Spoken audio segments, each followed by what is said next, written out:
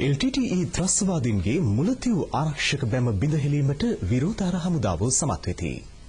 මුලතිව් ඉදිරි ආරක්ෂක වළල්ලේ රැඳී සිටමින් මේ පිළිබඳ වාර්තාවක් ගෙනෙන අප නියෝජිත සුජිත් විදාන පතිරණ.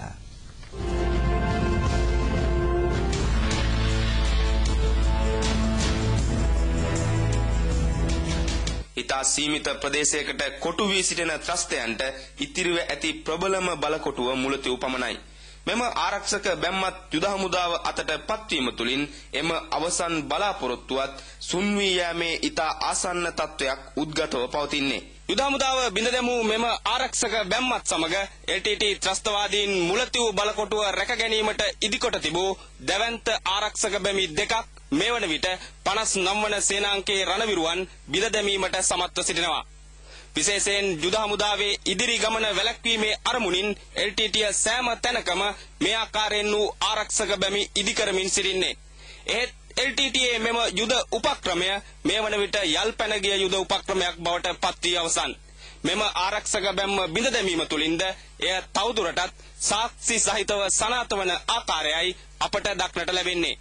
59 වන සේනාංකාධිපති බ්‍රිගේඩියර් නන්දන උඩවත්තගේ නායකත්වයෙන් කර්නල් අරුණ ආර්යසිංහගේ මෙහෙයවීමෙන් 14 වන විජයබා පාබල රෙජිමේන්තුවත් 11 වන ගැමුණු හේවා බැලෑනියත් පළමු වන සිංහ රෙජිමේන්තුව හා 7 වන ගැමුණු හේවා බැලෑනිය එක්ව කිලෝමීටර් 3ක් දිග මෙම දැවැන්ත ආරක්ෂක බැම්ම දරුණු සටනකින් අනතුරුවයි සම්පූර්ණයෙන්ම අත්පත් කරගනු ලැබුවේ.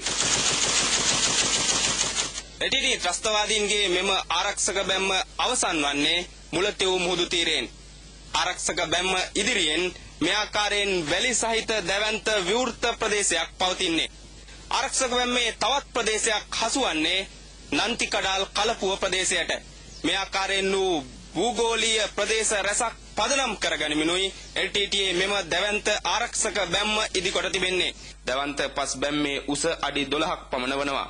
මතු පිටට නොපෙනෙන අයුරින් භූගත බංකර් හා යුද අගල් බැම්ම පිටුපස ඉදිකොට තිබෙන්නේ. විශේෂයෙන් බැම්ම බිඳ දැමීමට ගුවන් හමුදාවේද සහාය වරින් වර ලබා ගැනුණා. පස් බැම්ම පොල් අතු වලින් ආවරණය කොට තිබෙන්නේ. ඒ ආරක්ෂක බැම්මෙන් පිටුපස යුද හමුදාවට නොපෙනෙන ලෙසට හා පස් බැම්ම ගුවන් ඡායාරූප වලට හසු නොවන අයුරින් තම මර්මස්ථානයන් රැසක් අහිමිව තිබෙන LTT සංවිධානයට මේ වන විට ඉතිරිව ඇත්තේ මුලතිව් බලකොටුව පමණයි.